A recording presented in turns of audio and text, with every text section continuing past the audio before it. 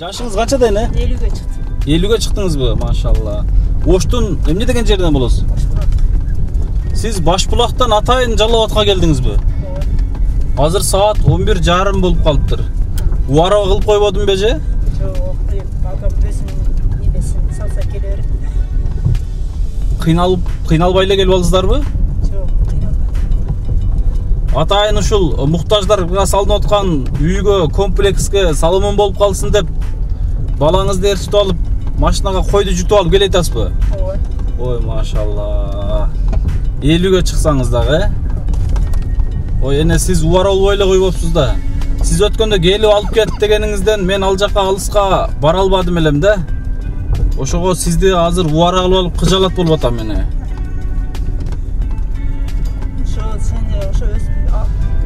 Ошого келсең жетип берейин десем машинага кой салбайм дегенмен анда майлетем.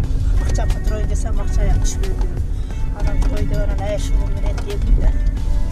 Ой, машалла, Алла разы болсун эне. Бул ойду, идеяны каяктан көрүп, каяктан мындай бул жумуш сизге эме болуп калды? Кантип же бирөө айттыбы? Жок, бирөө айтып калды. Мен өзү интернет бар да азырчы. Аха. Саң ошогон балдар көп. Туура. Ошодон сен менен күчүң көбүрөөк экен да. Анан ошо сага берели деп бала чака менен кеңешип келип турган.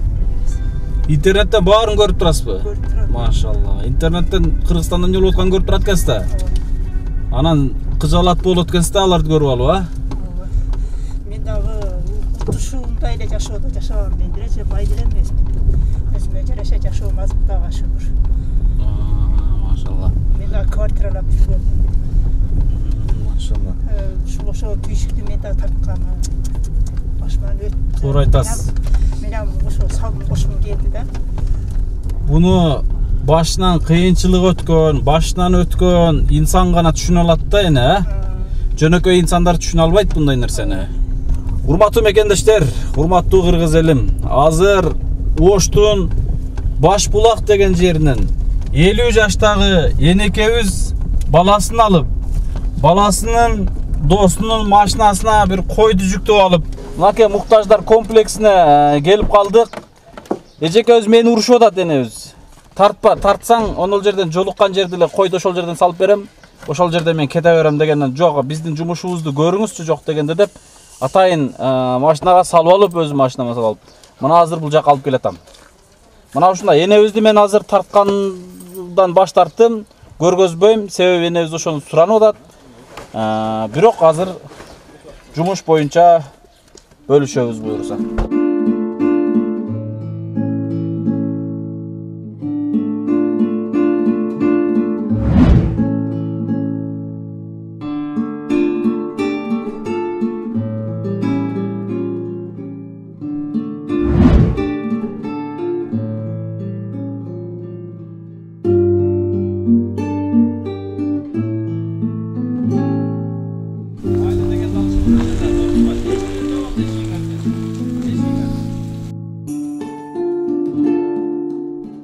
Ассаламу алейкум, урматтуу мекендештер, урматтуу бир туугандар, урматтуу кыргызстандыктар. Кудайга шүгүр, Аллага чексиз шүгүрлөр болсун. Кайрадан бир күндөн кийин сиздер менен момундай экран аркылуу көрүшүп турганыбызга Алла Таала чексиз мактоолор болсун. Урматтуу мекендештер, урматтуу бир туугандар. Өтө жакшы кабар бар. Өтө сүйүнүчтүү кабар бар. Бул кабарды күткөнбүз. Угабыз деп күткөнбүз. Мындай жаңылык сөзсүз болот деп ниет кылганбыз. Сонун бир жаңылык бар.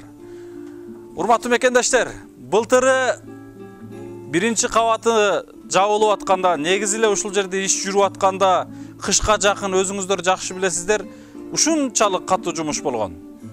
Шунчалык катуу жумуш болгон, эми бул жерде материал биринин артынан бири келип, усталар жетишпей калган убакыттар болгон.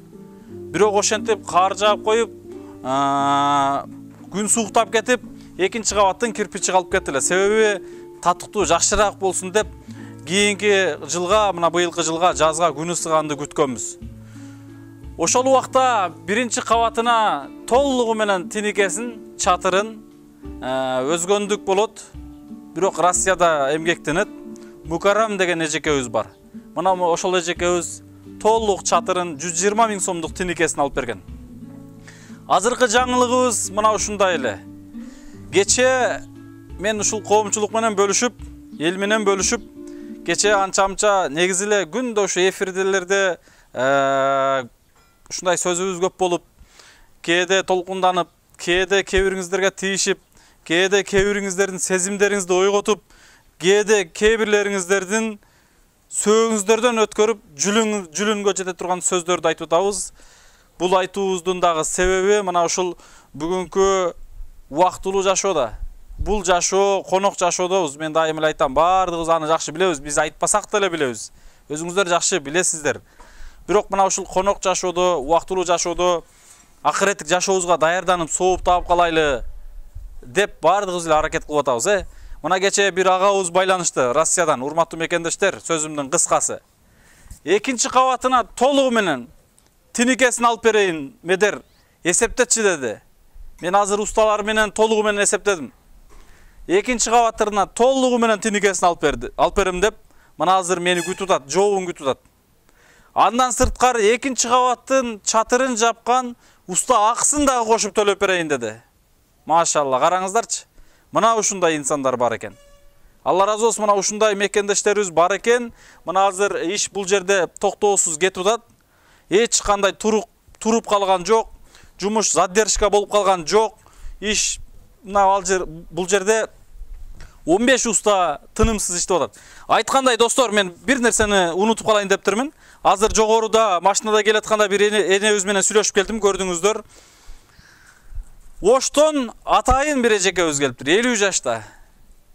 Баласы менен, баласынын досунун машинасына бир койду жүктөп алып, ушул жерге уста көрдү кылып атайын келиптир. Караңыздарчы. Аял киши жөнөкөй эле айылдан Башбулактайбы, Оштун ушул алайга кетип баратканда Машбулактайбы же Башбулактайбы ушундай айылдан келиптир. Коюн таштап кетти. Мына көрүп атасыздар. Кудай кааласа азыр кечке мал усталарга ушул жерге атайын кан чыгарып, мына ушул жерге соёбуз. Момундай козу, сонун куйругу бар. Кудай кааласа бир 20 килограмм эт бере тургандай момундай козу таштап кетти. Кудай кааласа мына жерде 15 уста жок эле дегенде 10 күн тамак ашына жетет деп турабыз буюрса. Мына ушундай урматтуу мекендештер, бүгүнкү сонун кабарларыбыз ушундай. Алла таалам күндө ушундай жаңылыктар менен, күндө ушундай кабарлар менен сиздер менен бөлүшүп турганды насип эткен болсун. Көрүп аткан инсандар четинен көрүп атсаңыздар керек. Анан бири-бириңиздерге эч качан атаңдашпаңыздар, шартыңыздарга караңыздар, мажбурлабаңыздар өзүңүздөрдү мажбурлайм деп жакыныңыздарга, тууган уруңуздарга, аялыңыздарга балким же жолдошуңузга жаман көрүнүп калбаңыздар. Эң башкысы шартка, мүмкүнчүлүккө караңыздар. Анан кече бир тууганыбыз айтып атпайбы? Медер, мен ушунчалык эле жардам бергим келет, бирок өзүмдөн ашын албай атам деп атпайбы? Мен айтып атам, урматтуу мекендештер, адам өзүнүн эч качан ашынбайт. Адам качан ашынат билесиздерби? Адам качан 2 метр жерге киргенибизде анан ашынабыз. 2 метр жерге киргенибизде биз ошондо гана тоёбуз, ошондо гана тынабыз. Ага чейин биз эч качан тынбайбыз. Ага чейин биз момундай үйлөрдү сала беребиз, машиналарды алмаштырып мине беребиз, байлыкты үйө беребиз. Кыскасы ошол менен өзүмчүл болуп, өзүм деп бул дүйнөнүн кызыкчылыгы үчүн жашай беребиз. Эми бул сөздөрүм кимге тиешелүү экен сөз ээсин таап алат. Албетте баарыңыздарга эмес, сөз ээсин табат. Эгерде сөзүм кээ бириңиздерге жакпай аткан болсо, кээ бириңиздерге катуу тийип аткан болсо, мен кечирим сурайм алдын ала. Болгону кээ бир колунда бар инсандар, мүмкүнчүлүгү бар инсандар мына ушул видеолорду көрүп, мына YouTube каналына тартылат, Facebook каналдарына тартылат, Одноклассникке түз эфир тартылат. Күндө YouTubeга тартылганда түз эфир кетет. Күнүнө кеминде 20 000 киши көрөт Одноклассникден. Мына ошол колунда бар инсандар көрүп, ойгонсо экен деп атам. Көрүп атат колунда бар инсандар. Өзүбүздүн эле тааныштар көрүп атат. Колунда барлар. Мен эч кимиңиздердин жеке жашооңуздарга, башкаңыздарга киришпейм. Эч кимиңиздердин ишиңиздерге да киришпейм. Болгону бир жок дегенде кайдыгер карап, мейли жардам бербесеңиз дагы морально колдогонго жарабай атканыңыздар үчүн ушул сөздөр чыгып атат да. Кээ бирлерибиз жакыныбыздагы, айылыбыздагы кыйналып аткан жакындарыбыз, коңшуларыбыз, айыл жердештерибиз, балким туугандарыбызга кайдыгер карап, мейли бул эле жер эмес, муктаждарга кайдыгер карап, Аллахтын берген ырыскысы менен бөлүшө албай аткандыгыбыз үчүн мен ушул сөздөрдү сиздерге айтууга мажбур болуп атам. Албетте бул сөздөрдүн убагы келгенде ойлонуп түшүнүп алабыз. Кээ бириңиздерге убат, жаман катуу тийиши мүмкүн, бирок туура кабыл аласыздар деп ойлойм. Мына ушундай урматтуу мекендештер, урматтуу достор, сөзүмдү кыскартайын. Бүгүнкү сонун кабарды сиздер менен бөлүшпөөгө болбой калды, бөлүшкөндү туура көрдүм. Кубанып, сүйүнүп, кече ушул агабыз байланышкандан бери кубанып, чындыгында ойлонуп, эгерде эл мындай колдоп турган болсо, эл ушундай колдоп турган болсо, Кудай кааласа, экинчи комплексибиз дагы экинчи областка жакынкы күндөрдө эле башталат. Жер тилкеси чыкса эле быйыл экинчи комплекстин пайдубалын куйдуруп койсок, балким колдон келип калса стенасында көтөрүп койсок деген ниет бар эле. Ниет бар дагы. Урматтуу мекендештер, эгерде көрүп аткан инсандар болгон болсо, экинчи комплексти Чүй областына салсак деген ниетибиз бар. Же болбосо Ош областына салсак деген ниетибиз бар. Же Баткен, же мейли Нарын, Ысык көл, же Талас. Кыскасын айтканда, кайсыл жерден шаардын ичинен, шаарга жакын момундай жакшы жер чыккан болсо, жер тилкеси, участок чыккан болсо, урматтуу мекендештер, биз экинчи комплексти баштоого Кудай буйрса ниетибиз бар, ага дагы даярбыз. Аны да колдой турган элибиз Кудайга шүгүр бар. Ошондуктан, эгерде жер тилкеси бар инсандар көрүп аткан болсо, бири-бириңиздерге айтыңыздар, таанышыңыздар болгон болсо, дагы айтыңыздар. Кээ бир инсандар бар да, мен тааныш билиштерим бар эле. Бир башына 10 участокты алып койгон инсандар бар да. Кымбаттаганда сатып пайдасын көрөм деп. Мен ошондо айткам ошол инсанга деле. Дагы деле айтып келем, бир башына 10 квартирасы бар инсандар бар. Бир участогуңду муктаждар үчүн берип койсоң, калганын акчасын алсаң, бир участогуңдун соогун алсаң сага жетет эле. 10 квартираң бар. Бир квартираңды муктаждарга берип койсоң, ошол муктаж жашап турса, мейли биротоло бербе, акысыз жашап турсун.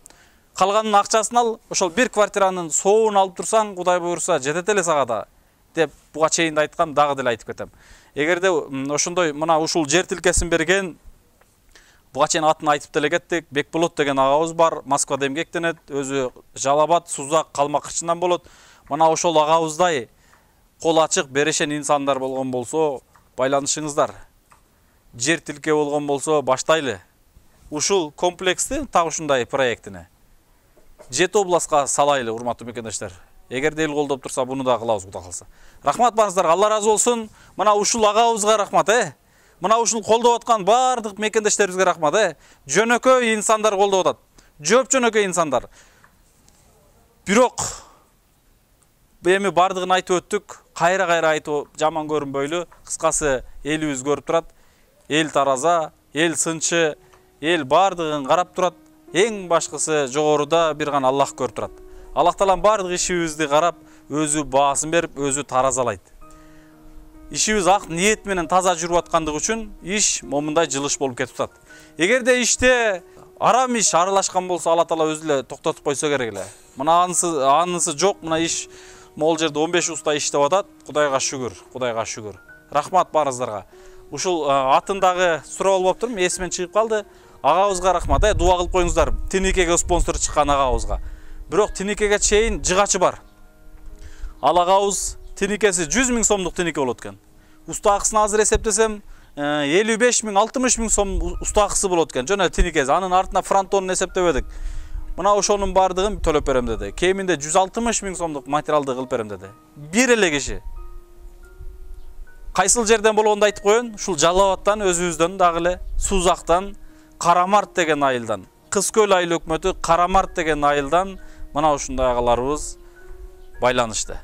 Кудайга шүгүр, ушу өзүбүздүн агаларыбыз, бир туугандарыбыз колдоп отуруп, бул жерде трайбализм жок, бирок ушул өзүбүздүн жердештерибиз айрыкча колдоп атат. Биягы калмакчындык агаларыбыз биринен бири жарышып отуруп колдошту. Мына Карамартык, дегиле Сузак, Жалал Абад, жалпы кыргызстандыктар жардам берип атат. Эгерде атыңыздарды айта албай калган болсом, капа этпеңиздер, бир кирпичтен, эки кирпичтен жалпы салым коштасыздар. Анын бардыгы мен оозуман чыкпаса дагы, Алла Таала өзүнүн китеп баракчасына сиздердин атыңыздарды жазып атат буйрса. иншалла. Алла Таала бардығын көрүүчү зат. Мен сиздердин атыңыздарды айтпасам, Аллах Таала өзү акырет жашоого өзүнүн китебине жазып коет бардыгыбызды. Мына ушундай достор. Рахмат. Аллах разы болсун. Дагы да колдоочулар болсо байланышыңыздар. Жардам берүү үчүн байланыш WhatsApp Элсом номер 705 мен 33 77 90 байланышыңыздар. 705 мен 33 77 90. Россиядагы бир туугандар үчүн Сбербанк карта бар. 42 76 38 01 15 76 16 99. Ушулга 1 сомдоп деле аманатыңыздарды койсоңуздар болот. Көп түкүрсөгөл болот. Көл толкуса сел болот, урматтуу мекендештер. Көпчүлүк менен ушул иштерди бүтүрөйлү. Быйыл бүтүрүп тапшырган аракет кылабыз. Азыр өтө катуу аракет кылабыз. Азыр усталарга дагы келип эртелетейли дедим. Азыр колдунан келишинче момундай обед табылып калды, ишти катуу болуп атат. Дагы да айтып атам, эртелеткиле деп атам. Эртелетейли, эртең эле күн сууктап баштаса калып кетпейли, 1-2 айдын ичинде бүтүрүп бергиле деп азыр катуу ишти баштаган аракет кылып атабыз, киришип атабыз. Мана ушундай достор, рахмат барыңыздарга, Алла разы болсун. Тынч болуңуздар, аман болуңуздар. Бергениңиздерге Алла Таалам эсепсиз ажыр сооптор жазган болсун.